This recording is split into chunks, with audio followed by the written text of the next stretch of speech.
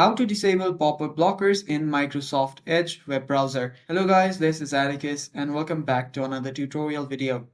In today's video, I'll teach you guys how you can disable pop-up blockers in your Microsoft Edge web browser. So without any further ado, let's dive right into it.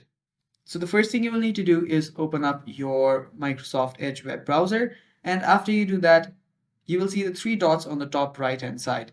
Tap on it, and after you tap on it, you will see the settings on the bottom. So tap on settings and you'll just head over to this settings page. Now after you're on the settings page, on the left hand side you should find cookies and site permissions. So tap on cookies and site permissions, and after you tap on it, scroll down, and after you scroll down you should find pop-up and redirects. So tap on pop-up and redirects. Now to disable your pop-ups, simply toggle this button off, and after you do that, you're basically done. Now the other option what you have is, if you only want pop-ups from a single website, you can simply keep this on.